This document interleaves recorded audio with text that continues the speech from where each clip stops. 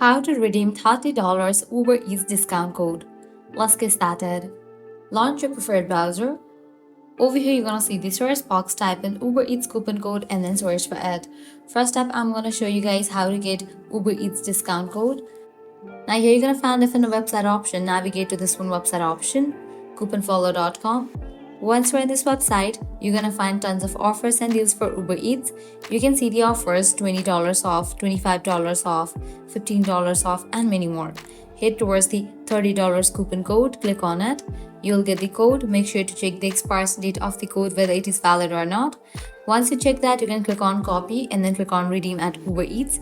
You will be directed to the official website of Uber Eats.